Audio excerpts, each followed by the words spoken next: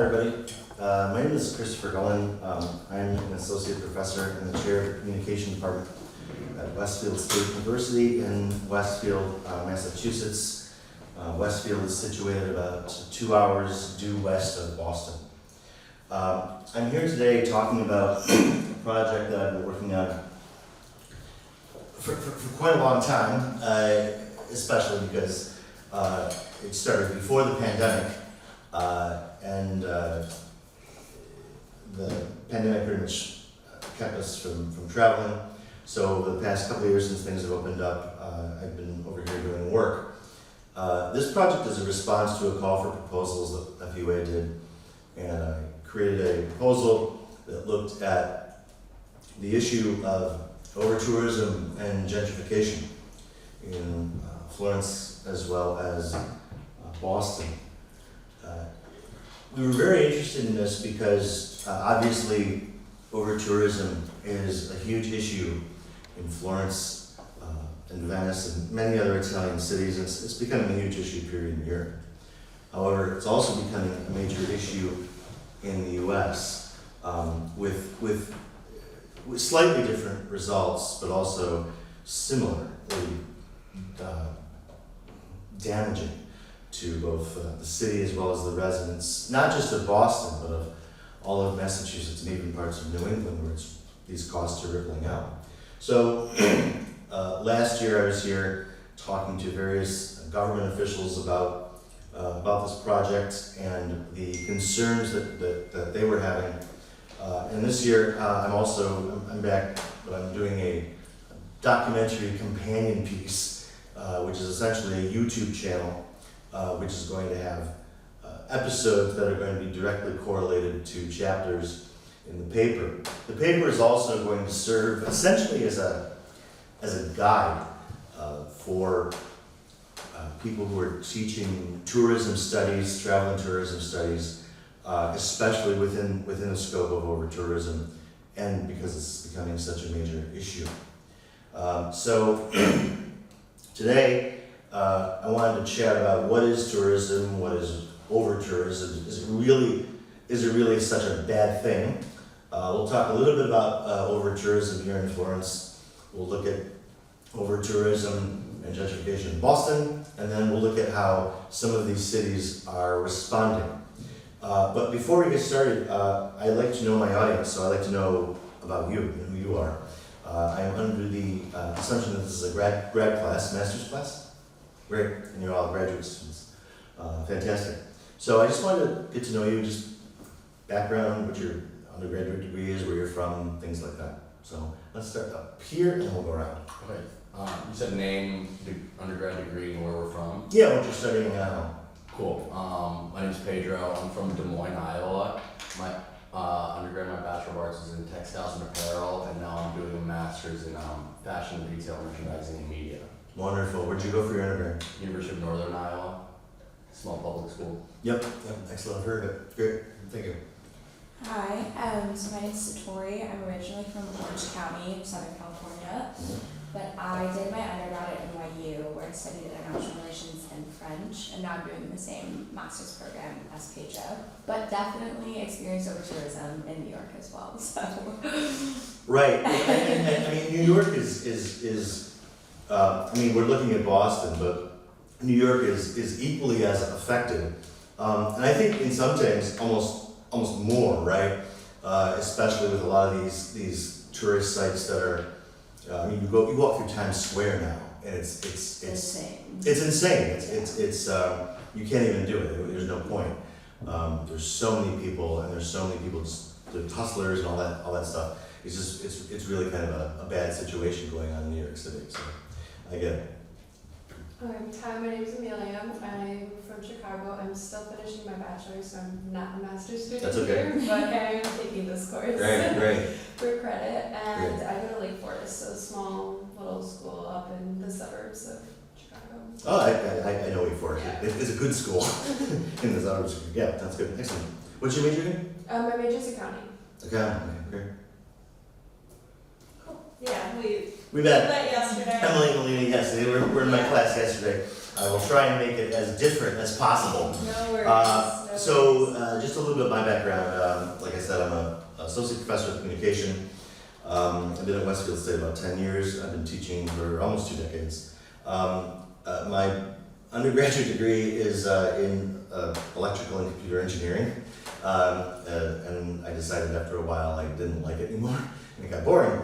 And I didn't like the people. So I went back and now I teach courses primarily. I'm kind of a media studies generalist. I do a lot of work in social media. I've also done work in photography, photographic analysis, film, pornography, television studies. So I kind of bounce all around. But I like it because it informs my teaching a lot, and the students really gravitate towards it, especially because of the fact that social media is becoming such a major part of our life. And that's also going to be something we're going to gesture to today. So,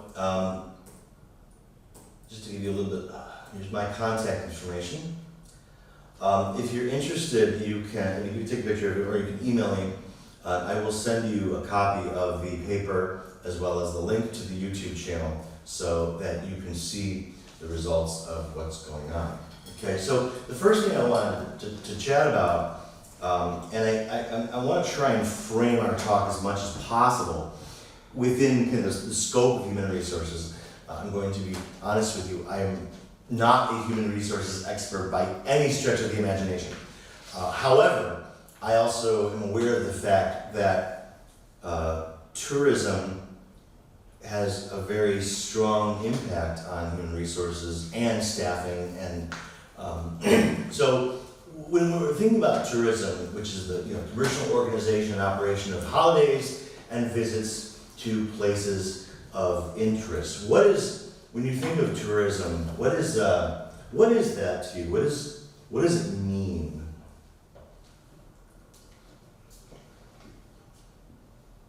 Is it just going to places and seeing things, or what is it, right? What is tourism to you? Especially now, post-pandemic. I mean, it changed a lot post-pandemic, I would say, because people felt the pressure of needing to take advantage to travel when they can, and they weren't able to Sure. for 2 years. And so there's definitely been a sharp increase in the past 2 years of people kind of valuing and prioritizing tourism or just vacations across the board. And I do think there's almost a difference between a general vacation and tourism, because like, say you have a home in Florida that you go to in the winter, like that's a vacation or that's a holiday, but that doesn't necessarily make you a tourist of that place. What does that make you a tourist? I don't know. But I think Yeah. you raised a very good distinction. Yeah. Somebody who just goes on vacation and somebody who's engaging in Yeah. actual tourism.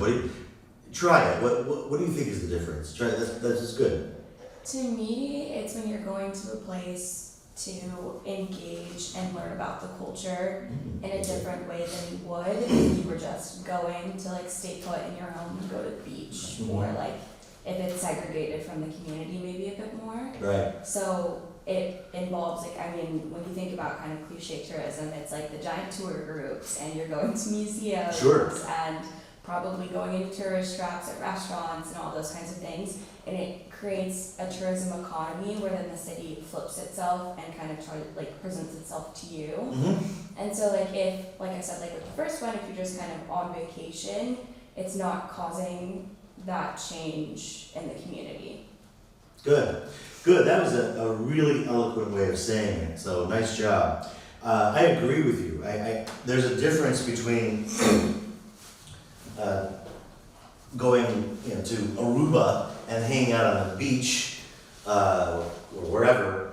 That's a vacation, right? But you're right. When you're going and you're engaging, or ideally you're engaging with the culture. No, because I think that's a qualifier, right? You're engaging. Ideally, the food, the museums, maybe learning a little bit of the language, if possible. That is more what I would agree would be considered traditional tourism. What about the rest of you? But when you go somewhere, do you consider yourself a tourist?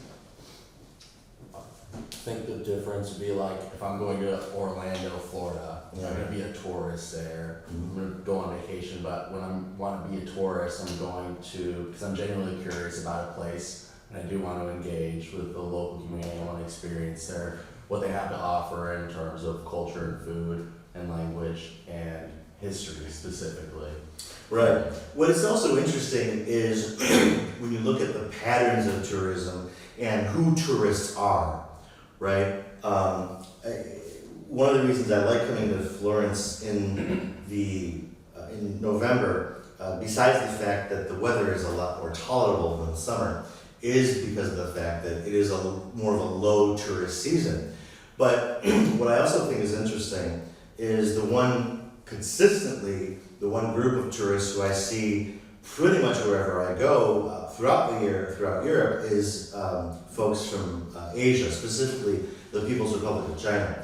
And I've always admired that.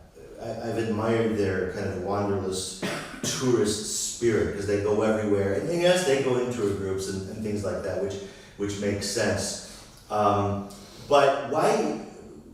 With Americans, though, it's a little bit different, right? We don't necessarily travel that way. We especially because if you think about it, only roughly about 60% of American citizens hold passports, right? It's true.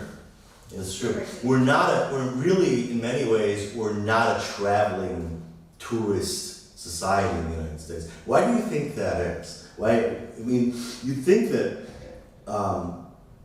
the wealthiest country in the world, we'd be going all over the place. Why aren't we? Why do you think the United States Americans don't really travel? Or you could even say, why don't they travel internationally? Because they do, Americans of course do travel within the US. Why don't you think we travel internationally as much? I think it's twofold. I think it's what you just said, that the United States is so large in and of itself that there's a lot of domestic traveling that happens, and people want to go to those places before they take the jump to go abroad. And then I think it's honestly nationalism. Like most of the people that I know that don't travel are because America's the best country in the world, why would I go anywhere else? Right. You get that American exceptionalism, Yeah. and why would I go anywhere? Because I can get everything there. Here. Yeah. Right? There's that famous exchange at the beginning of the movie of Pulp Fiction when Jules and Vince are talking about France, and Jules says to Vince, well, they have the same shit that they have here, but it's just a little bit different, right? And I think that is an interesting way of saying it, is people they don't want to leave. And when they do, oftentimes we earn the reputation that we have, right? We go a place and we don't bother with the language and things like that. But what about over-tourism? Over-tourism is interesting because many times people might think, well, that's a good problem to have, right? You have so many people who want to come to your country, they want to experience what you have, and they want to eat the food and all of this, and they want to come to you. Why is that such a bad thing? Over-tourism is defined as the phenomenon whereby certain places of interest are visited by excessive numbers of tourists, causing undesirable effects for the places visited. So why is over-tourism really such a bad thing? Disrupts local life, potentially. Okay, good. Disrupts local life. Might also, in my opinion, increase inflation. Absolutely increases inflation. How's it? Because finally, like a demand and supply, there is more demand. Finally, it's the industry, and so it's good maybe for many specific jobs like restaurants, hotels. But from the other side, it's also like destroying places, also increasing prices. Right. And so inflation will increase. Absolutely. What else? What else is wrong with it? The places that they're visiting, have to then accommodate all these people in this over-tourism. So then it can kind of, what was said, like disrupt the local culture, disrupt the local kind of ecosystem, because changes are then going to be made for all the tourists coming in. Right, right. And it gets to a point where the municipality, initially the municipality might be putting the tourists ahead of the residents because they want the income, but eventually it gets to a point where they just can't handle it. I remember, this past summer, I do a lot of work with TikTok, and I was watching, because I was thinking about this when I was working on this. And I was thinking about the numbers of people who are descending on Paris for the Olympics. And there were a number of people who were going on TikTok and TikTok Live, and they were talking about how miserable it was being in Paris leading up to the Olympics. You couldn't go anywhere. You couldn't cross the bridges. You had to go really ridiculous circuitous routes to try and even cross the Seine. And a lot of people were saying, we're leaving. There were a bunch of people who left the Olympics, who lived in Paris, just because there were so many people, and it was such a nightmare, right? So I agree with you. Over-tourism is extraordinarily problematic, and I think after the pandemic, it has really just exploded. And a lot of it, you can understand why, right? We were holed up for 2 years, all this pent-up energy, and for people who like to travel, we couldn't, and we were really it retarded our ability to go out and do the thing that we love the most. I'm currently teaching a seminar, a first-year seminar to my students on Taylor Swift, and we were recently talking about the Eras Tour, which she's wrapping up in about a week in Vancouver. And I asked them, I said, this tour is like nothing we've ever seen. I mean, the worldwide economic impact by the time it wraps up will likely be in excess of $5 billion. And if you take the entire amount of all the revenue that she made on the tour, and if that was a country, that country's GDP would be higher than 50 other countries. All right, that's massive.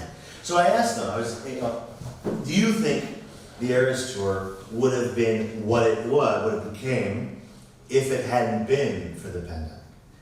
And what do you think?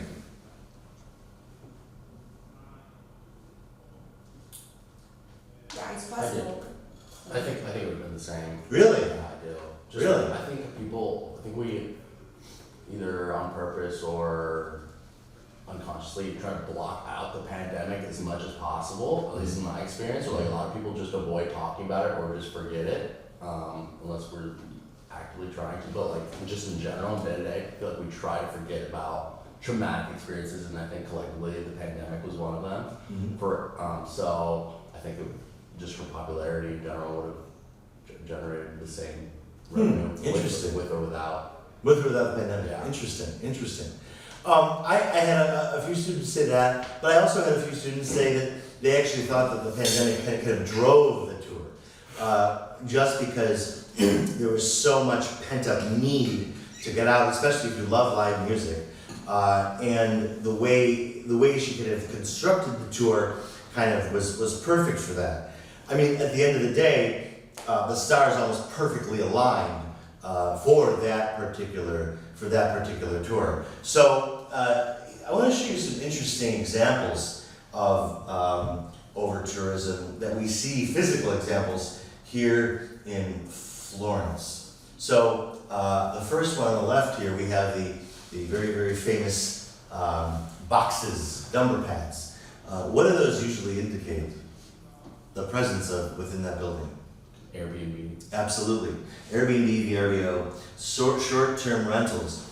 And they have become a scourge across the city, and the new mayor has actually tried to get them taken off of buildings, right? Because you have this beautiful building, right? It's 15th century, and you have this like box right there. The other problem, of course, is that Italian law allows foreigners to buy property, and you don't have to be an Italian or EU citizen.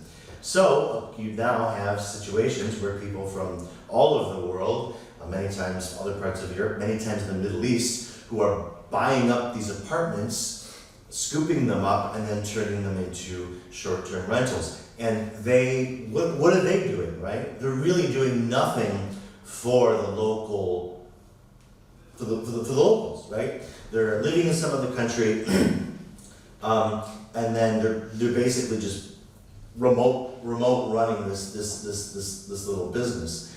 But at the same token, it's complicated because people are coming, and as Florence it's cyclical. As Florence is getting more expensive, people are looking at hotels, and as they say, well, I could stay at a hotel for 179 euro per night, or I could stay at a Vrbo or an Airbnb for 79 euro per night. And then I also have a flat and all these other things. So it becomes very, very problematic. Also, the last mayor, Nardella, tried to curtail the presence of short-term rentals, and people pretty much said, we're going to do it anyway, which is exactly also what happened in Massachusetts. Our former governor, Charlie Baker, along with the then mayor, Marty Walsh, were really trying to crack down on Airbnbs and short-term rentals in Boston. And again, people just said, we're going to do what we want. I mean, trying to tell Bostonians what to do is kind of a fruitless effort. So that is one example of a problem with the short-term rentals. But then also, of course, we have something like this. Al Antico Vinaio, the famous, now famous Panini shop. I was reading a blog, and Al Antico Vinaio is located over on Via dei Neri, over by the Uffizi Gallery. So you have an area that is already very, very congested. And I was reading this blog about somebody who used to live on Via dei Neri before Al Antico Vinaio blew up. And they loved it because you could go, you could get the panini, you could sit there, and it wasn't ultra busy. And the thing is, there was really nothing special about it. I mean, Al Antico Vinaio, it's a panini, right? It is good, but panini is what Florence does. You can get a panini anywhere. Why does it have to be this place? Well, and a lot of the problem is something I was gesturing to a little bit ago, and that is social media and the rise of influencer tourism, okay? So you have an influencer who goes to these different places, they may be live, and then they order the panini, they talk about it, and then they start tagging it, and then it just blows up and blows up and blows up and blows up, okay? And then people all just want to come and try the panini, and then we have this resulting with all of this congestion and people waiting 50 minutes for a sandwich, for God's sake. But the problem with this, I think, is it's a little bit more sinister because it exposes the kind of the nasty way that people, oftentimes Americans, travel.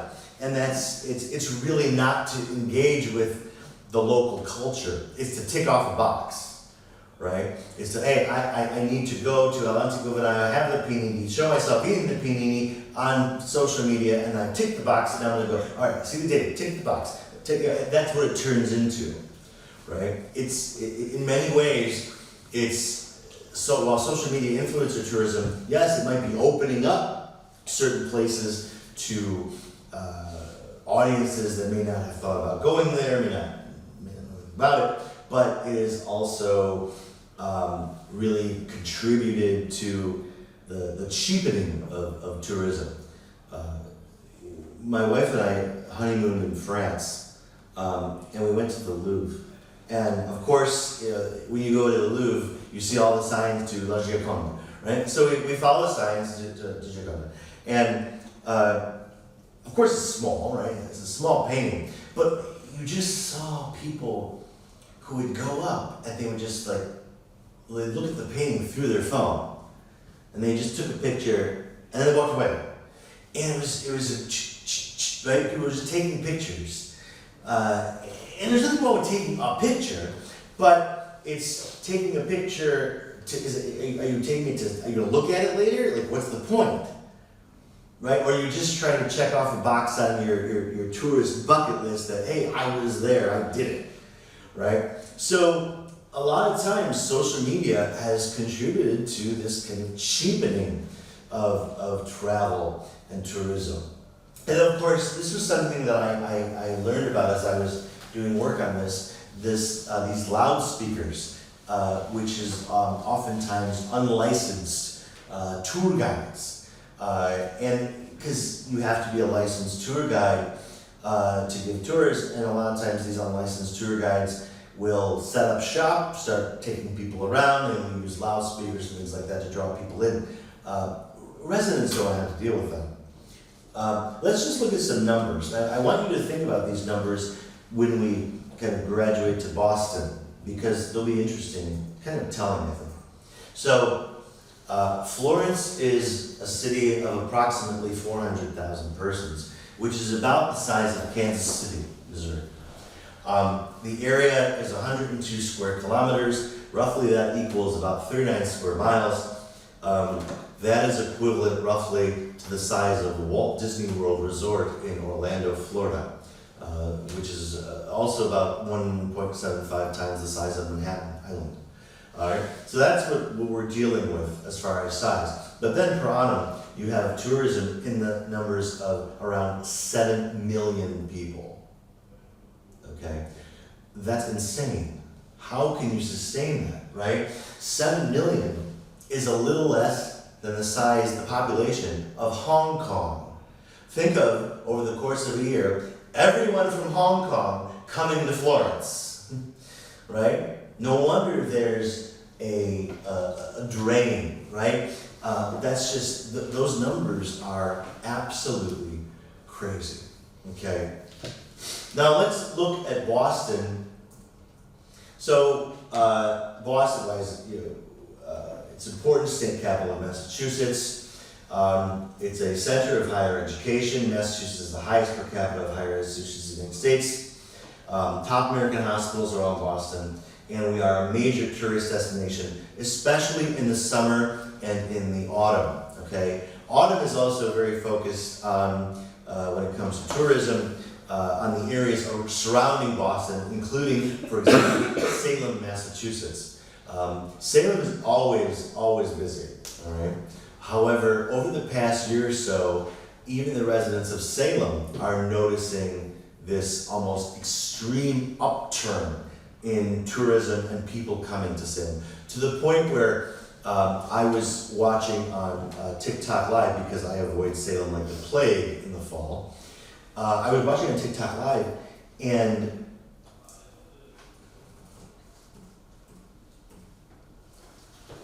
that's what Salem looked like. That's what Salem looked like, with more witches' hats, right? But it was just wall to wall people. And downtown Salem is not a big city, okay? I don't know if you've ever been to Salem, Mass, but it is not big, right? So, even the resident, and we also have one of the state universities in Massachusetts. Salem State University is in Salem, and students, faculty, they always complain about how bad it is, but especially this year. I was talking to a friend of mine who teaches at Salem State, and she was miserable. So it was terrible. Okay.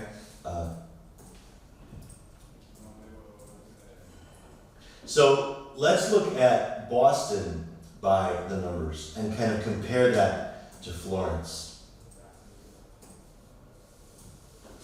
So Boston has a population of around 654,000. The greater Boston area has a geography of about 232 square kilometers. That includes downtown Boston, and it also includes many of the little neighborhoods that kind of branch out from Boston, like from downtown, like Brighton and some of these other areas, and Back Bay and some of these other areas. Tourism per annum is 23 million people. Okay, 23 million people come to Boston every year. So you think about it, and again, Boston and Florence are very similar cities, right? Historical, very important to their region, cities of antiquity, culture, art, higher education, very, very similar cities in that vein. But you look at 23 million people, and much of Boston, again, remember, it's an old city. Boston was never designed for this. It was never designed for cars, right? 25 years ago, they did a massive project called the Big Dig. Okay, I don't know if you've ever heard of this, but when you're driving into Boston on a major freeway called the Massachusetts Turnpike, as you're coming into Boston, you go through under a series of tunnels, okay? And what they did is, because of the fact that the city could not accommodate so many cars, they essentially dug freeway systems underneath the city. So you go underground to enter downtown Boston. You also go underground to get to Logan Airport, right? So, and the Big Dig, which resulted in the freeway system that we now have, has helped, but it's not great, okay? Because still, the city cannot accommodate the number of people and the number of cars that are going through it on a regular basis. In addition to the fact that you also have 15, 16 colleges and universities in the greater Boston area, okay? 2 of which are in Cambridge across the river. Harvard and MIT are both in Cambridge. Again, very small cities. So you imagine 23 million people trying to walk through a neighborhood like this, okay? There's a very famous neighborhood in Boston called the North End, right? It's the Italian-American neighborhood. But during the summer, it's so popular that walking through, you can't even drive through you can't even drive through Boylston Street because it's bumper to bumper to bumper to bumper, okay? So it's becoming a big issue for us because also the city has responded and developers have responded by saying, this is great, let's build the hell out of this area, okay? Which results in this. Okay, so you look at the Seaport District, which this is the main port area, one of the main port areas of Boston, and it was, it wasn't very developed. Now, however, you look at this, it's completely exploded. Okay, you drive through Seaport, it doesn't even, I don't even recognize it. When I think of the time when I've been living in Massachusetts since 2014. So when I think of the first time I went to Boston, drove through the Seaport, it was built up, but within especially the last 8 years, it's exploded. Nothing but high rises, restaurants, high-end hotels, things like that. And that whole area has become so obscenely expensive. Okay? So those folks are now getting pushed out to other outer suburbs. Okay? But then those suburbs are also exorbitantly expensive. Okay? I had a friend of mine who teaches, she's a librarian who teaches at a college in downtown Boston called Massachusetts College of Art and Design. And she had told me that there was a film position open. I was considering it. But I also asked her, we were talking about how much she pays in rent, which is, I believe, double, 2.5 times what I pay in rent, right? And I think her place is even smaller. And she's in West Roxbury, which is one of those neighborhoods that has become so heavily gentrified, right? It's becoming to the point where people are trying to figure out, how can I work in Boston but not live there, right? When I was on the market, I was on the Chronicle of Higher Education at a forum, and it was people who were getting jobs. And there was somebody who said, this is great, I just got a dream tenure track position at BU. But they're like, I don't know how I'm gonna afford to live there, right? And adding on to that, if you don't have investment by the city in tourism or in trying to battle this, then you have a public transit system which is the worst in the United States. The Boston public transit system, called the T, is the laughingstock of public transit in the United States, right?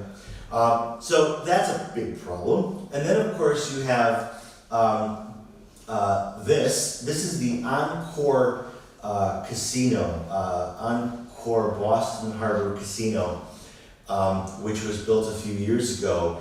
And the people of Massachusetts thought it would be a brilliant idea to vote in casino gaming. So they opened up a casino not far from us in Western Massachusetts, an MGM casino. I'm very happy to report that it's failing. But then they decided to build the Encore Boston Harbor. They built the Encore Boston Harbor specifically to cater to foreign tourists. Okay? And that is actually, if you go into Encore, that is a huge portion of their clientele, are Asian tourists, foreign, especially Asian tourists, but foreign tourists who are coming to Boston. It's so popular and they made it so easy to get to that you could get there by car, or you can actually also get there by water taxi, okay, to the casino. But as a result though, this whole area, this whole part of Everett is snarled with traffic, okay? Now, keep in mind too, that the casino is, Everett is not a wealthy part of Boston. It's actually a very bad neighborhood, all right? It's very economically depressed. So now, you've built up this casino to cater to other tourists, and it results in making life more difficult for people who live in Everett, because now you have all of this traffic, all of this gridlock, all of this extra mess that you have to deal with. But if you're in Everett, you're not likely going to be able to afford to move to Jamaica Plain. So what do? And it's causing people to leave Boston in droves. Boston's population is, it's falling, okay, because people can't afford it. And it is the number one issue for Governor Maura Healey and Mayor Michelle Wu that they are tackling right now, is trying to deal with that and housing costs, okay? The average cost of a single family home in the Commonwealth is about $624,000 USD, okay? Who can afford that? It's outrageous. It is outrageously expensive. And the problem is that then ripples throughout the entire state. So people then flee to Metro West, just west of Boston, then they flee to Worcester, okay? Then they flee to the western part of the state where we live. However, the western part of the state is also super popular with tourists because we have things like the Berkshires, we have skiing, entertainment, Jacob's Pillow. So that has also become extraordinarily expensive, okay? Housing in our own city is a small town. Houses are starting around 400, 450. Yeah. It's outrageous. It's absolutely outrageous. And it's becoming a major problem. So how are the cities responding? Well, we've got short-term rental bans. Okay, the problem is, how are you going to tell somebody what to do with their own house? Right? Because when they tried to crack down on it in Boston, people said, I'm going to do what I want anyway, and they went underground. They started advertising on other types of sites, on Facebook, on other types of social media, right? It just became a big problem. So the short-term rental bans it's a little more difficult. Promoting off-season is one of the areas that I think could really benefit, right? Tourism in Boston is very popular in the summertime because there's boating, there's the Martha's Vineyard, there's the Cape Cod, there's all sorts of things to do in the area. So summer's very popular, and then fall is very popular because of course Salem, but also people like to come see the foliage, they like to look at the leaves. Okay, but promoting off-season is something that I think would be very helpful because you could then even out those tourist numbers, right? Granted, people might balk at coming to Massachusetts in the middle of February. However, there's actually fantastic skiing, great cross-country skiing, all sorts of winter sports that we could try and help people get to know so that they can try and even that up. One of the things that the Healey administration and Michelle Wu is doing is expanding low-cost housing, okay? Maura Healy currently is working with the state, with the city to try and force, essentially mandate that certain zones are for low-cost housing only, especially in areas where it is the most necessary, okay, in areas that really where people are trying to live.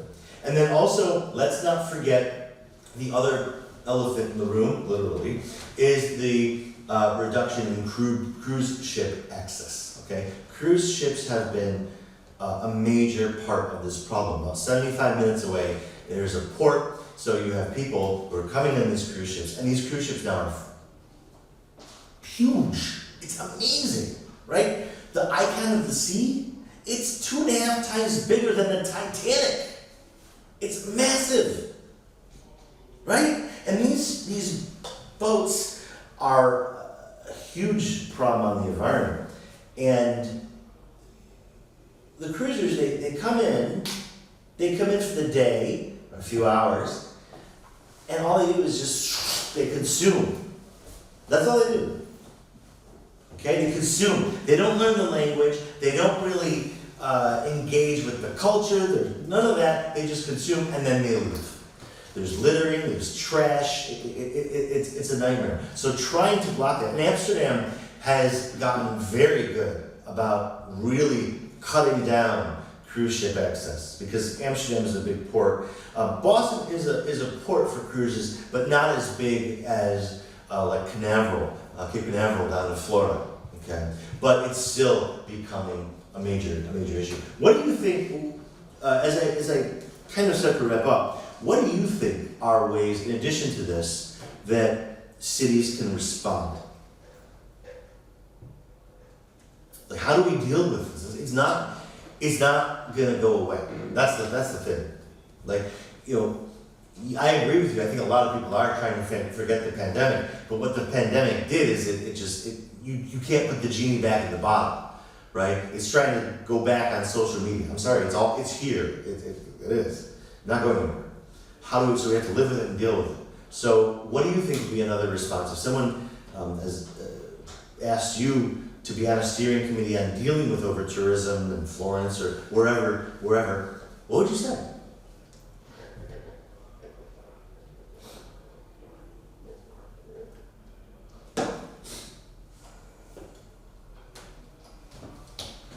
I know another common response is city taxes, but I also know that there's not enough that tourists find it to be something that would actually stop them from going to a location. Right. Because it tends to be like an additional $4 per person on your hotel or Airbnb or like whatever stay. Yeah, people to deal with it. Exactly, but maybe like increasing city taxes could be a way to keep people out. That's what Venice is doing. Venice actually has instituted a city tax to enter the city, but then actually they've also instituted another tax to get into the city center. So, and Venice is small. So that I think is interesting. But it's also a bit of a delicate balance, right? You don't want the taxes to get so high that the only people who come to your city are the wealthy, right? Because everybody deserves to be able to see these cultural artifacts. But because that's what's also happening in Florida with Disney World. They've gotten to the point with their model that it's so obscenely expensive that either only the ultra-rich can afford it, or you have people who are just going into massive amounts of debt to go on a vacation. So I think people would pay the taxes too, I do.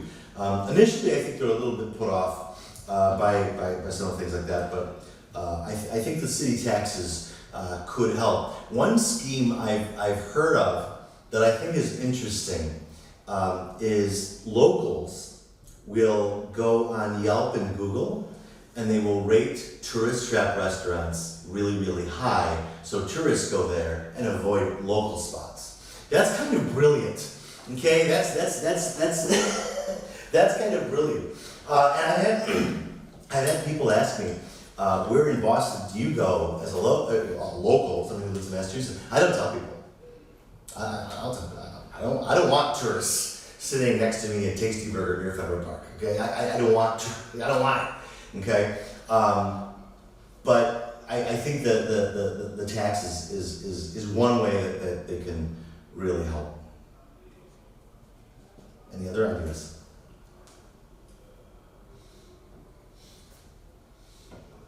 So with the taxes, how are you gonna differentiate the difference between a tourist and someone who lives there? I actually don't know how Venice is doing that. I don't know how Venice is doing it. But that's a good point. That's a good point. Is it more of like where they're staying, they would be taxed? Because like, depending on where we travel too, we've had to pay extra taxes once we arrive per night per guest. Yeah, I think from what I understand, the taxes aren't necessarily like a turnstile. It's more of like a in the city center. If you're going to eat somewhere or stay at a hotel, there's that additional city center tax on top of it, right? So if they had it here, so say hypothetically we were staying in a hotel near Santa Croce, right? They could say, okay, here's a tax for staying in Florence, and then here's an additional tax for staying in Santa Croce, right? That I think could be an interesting way of trying to fight that a little bit. Whether it would curtail, I don't know, because again, with certain groups, like Asians, Chinese have a lot of, people who travel have a lot of disposable income. They're gonna go anyway. They're gonna go anyway. They're gonna show that. So, but I think that is one way that the city can do it. Boston is, hasn't really, they're kind of trying to figure it out. Right? I think they're really struggling right now with the skyrocketing prices, and I think they're really having a hard time with it. Boston's struggling.